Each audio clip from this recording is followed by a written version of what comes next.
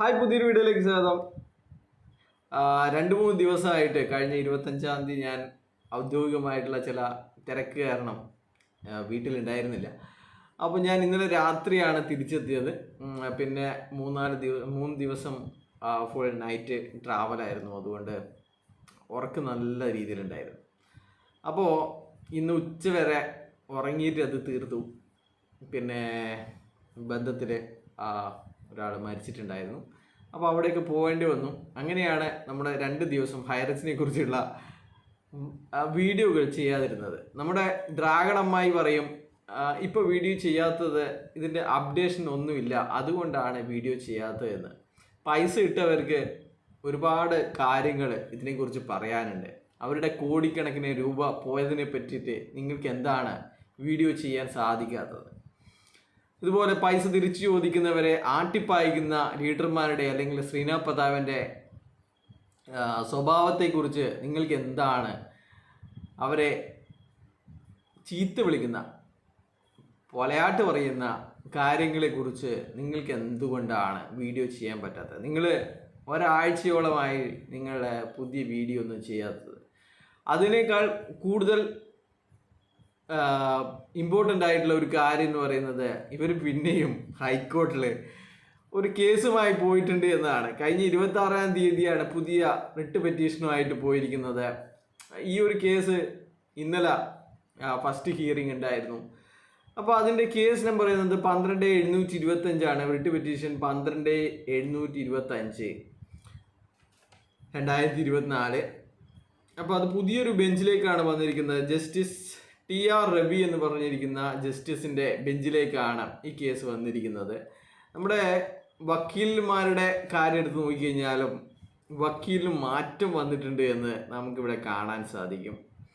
PA Muhammad Shah എന്ന് പറയുന്ന അഡ്വക്കേറ്റാണ് 2000-ൽ അഡ്വക്കേറ്റായിട്ട് enrol ചെയ്ത ഒരാളാണ് വന്നിരിക്കുന്നത്. നമ്മുടെ S രാജീവിനെക്കാട്ടും ജൂനിയർ ആയിട്ടുള്ള ഒരു വക്കീലാണ് ഈ കേസ് എടുത്തിരിക്കുന്നത് എന്ന് നമുക്ക് മനസ്സിലാവും. അപ്പോൾ പുതിയൊരു വക്കീലാണ്, പ്രഗത്ഭനായ വക്കീലല്ല, വെറും 20 വർഷത്തെ മാത്രം അനുഭവ സമ്പത്തുള്ള ഒരു വക്കീലാണ് ഇവർക്ക് കിട്ടിയിരിക്കുന്നത്. അപ്പോൾ നമ്മുടെ എത്ര വക്കീലന്മാരല്ലേ, എത്ര വക്കീലന്മാർ വന്നു പോയി. പിന്നെ ഈ കേസ് എന്ന് പറയുന്നത് നമ്മുടെ ED അറ്റാച്ച് ചെയ്ത പൈസ തിരിച്ചു തരുന്നതായിട്ടുള്ള കേസാണ്.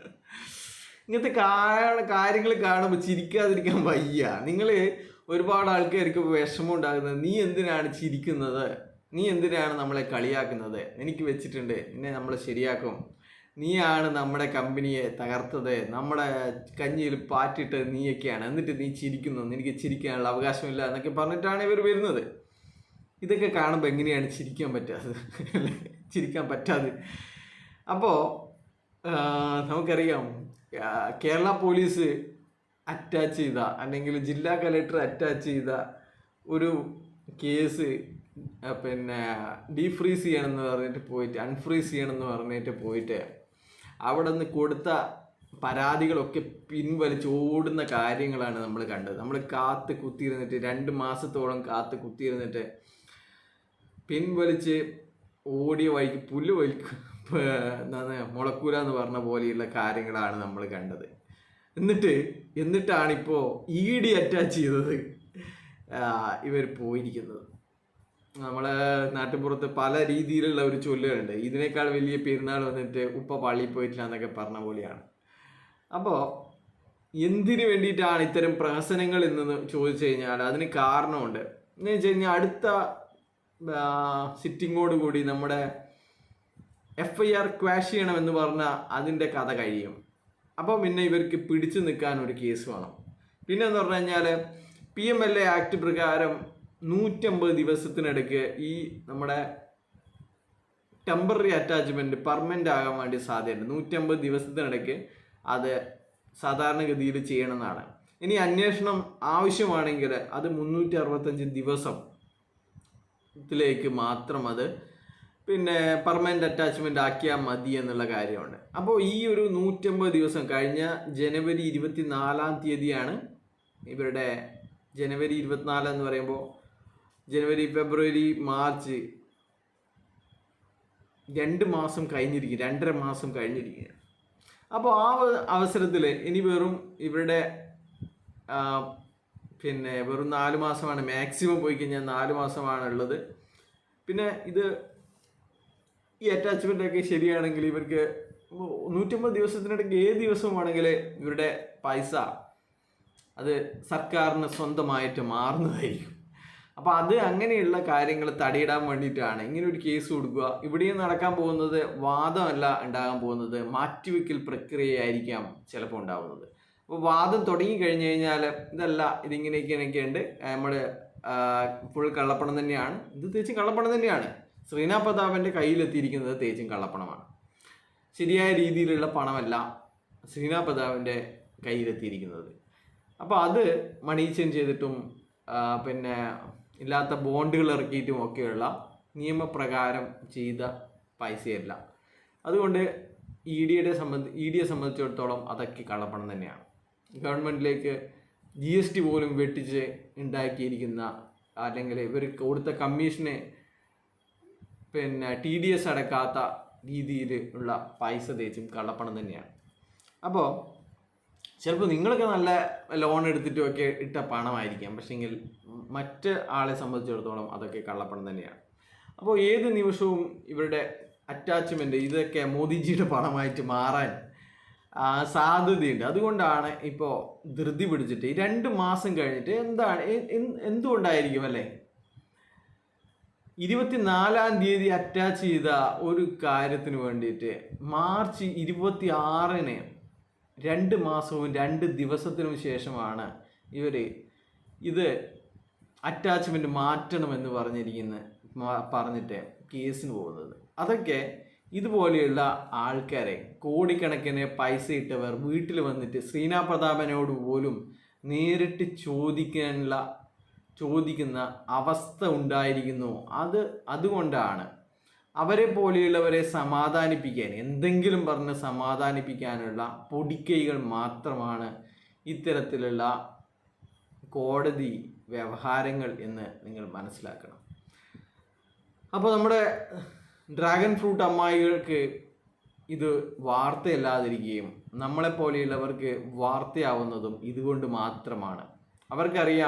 അവർക്കിപ്പോൾ നന്നായിട്ടറിയാം ഇത് നല്ലതിന് നമ്മളെ നന്നാക്കാൻ വേണ്ടിയിട്ടുള്ള കേസല്ല ഇത് ചില ആൾക്കാരെ പറ്റിക്കാൻ വേണ്ടിയിട്ടുള്ള കേസാണ്. അതുകൊണ്ടാണ് അവരൊന്നും അതിനെക്കുറിച്ച് വീഡിയോ ചെയ്യാത്തത് എന്നുള്ളത് നിങ്ങൾക്ക് ചിന്തിച്ചു കഴിഞ്ഞാൽ മനസ്സിലാവും. അപ്പോൾ എന്തായാലും ഈ കേസ്, ഇതിൻ്റെ ഡീറ്റെയിൽസ് ഇപ്പോൾ വെബ്സൈറ്റിലില്ല, എന്തായാലും 2-ാം തീയതിയിലേക്ക് മാറ്റി എന്നാണ് അറിയാൻ കഴിയുന്നത്. 2-ാം തീയതി എന്താണ് അന്വേഷണം നടക്കുകയാണ്. ഇവർക്കെതിരെ പിന്നെ ഒരുപാട് തെളിവുകൾ ഉണ്ട്. പിന്നെ ഇവർ സമ്മതിച്ചിട്ടുണ്ട് ഇത് മണി ചെയിനാണ് അല്ലെങ്കിൽ കള്ളപ്പണമാണ്, ഇവരുടെ ബാങ്കുകളിലുള്ളതൊക്കെ കള്ളപ്പണമാണ് എന്നിവർ സമ്മതിച്ചിട്ടുണ്ട്. ഒരു ബിസിനസ്സും നടത്താതെ പല പിന്നെ പേരുകളിൽ ബോണ്ടിറക്കിയിട്ടും മണി ചെയിൻ ചെയ്തിട്ടും സമാഹരിച്ച പണമാണ്. അങ്ങനെയുള്ള പണം ഒരിക്കലും അത് പിന്നെ അവർക്ക് അനുഭവിക്കാനുള്ള യോഗമില്ല, അല്ലെങ്കിൽ നിയമപരമായിട്ട് അതിന് അർഹതയില്ല എന്ന് തന്നെയാണ്. അതുകൊണ്ട് അത്തരം പണം ഒക്കെ സർക്കാർ കണ്ടുകെട്ടും എന്നുള്ളത് ഇവർക്കും അറിയാം. പക്ഷേങ്കിൽ ഇങ്ങനെ കണ്ടുകെട്ടാതിരിക്കാൻ, അത് നീട്ടിക്കൊണ്ടുപോകാൻ എന്തെങ്കിലും വഴിയുണ്ടോ എന്നുള്ള അന്വേഷണത്തിൻ്റെ ഭാഗമായിട്ടാണ് ഇതുപോലെയുള്ള പുതിയ വക്കീലന്മാർ വരുന്നത്. എന്തുകൊണ്ടാണ് ഇവർക്ക് സ്ഥിരമായിട്ടൊരു വക്കീലില്ലാത്തത്? നിങ്ങൾ മനസ്സിലാക്കണം. എന്തുകൊണ്ടാണ് ഒരു ഫ്രീസിങ് നടന്ന് 2 മാസത്തിന് അപ്പുറം അതിനെക്കുറിച്ച് ഒരു അപ്പീലിന് പോകുന്നത്, റിട്ട് പെറ്റീഷൻ കൊടുക്കുന്നതിൻ്റെ കാരണം എന്തായിരിക്കും? എന്തുകൊണ്ടാണ് ഇവരിങ്ങനെയൊക്കെ ചെയ്യുന്നത്? ഇതിനുള്ള കാരണം എന്ന് പറയുന്നത് ഇവർക്ക് നന്നായിട്ടറിയാം ഇത് കഴിഞ്ഞു, ഇതിൽ ഇനി ഒരു കാര്യവും ചെയ്യാനില്ല. പക്ഷേങ്കിൽ ഇപ്പോഴും ആൾക്കാർ ഇതിനെക്കുറിച്ച് ചോദിക്കുന്നത് കൊണ്ട് അവരെ പിടിച്ചു നിർത്താൻ വേണ്ടിയിട്ട്, അത്തരം ചോദ്യങ്ങൾ പിടിച്ചു നിർത്താൻ വേണ്ടിയിട്ട് ഉള്ള കേസുകൾ മാത്രമാണ്, ഇത് നീട്ടിക്കൊണ്ടുപോവുക എന്ന് മാത്രമാണ് ഇവരും ആലോചിക്കുന്നത്. അല്ലാതെ ഈ മണി ചെയിനൊന്നും തിരിച്ചു വരുമെന്ന് ആരെങ്കിലും വിചാരിക്കുന്നുണ്ടെങ്കിൽ അവർക്ക് നല്ല നമസ്കാരം പറയുക മാത്രമേ ഉള്ളൂ.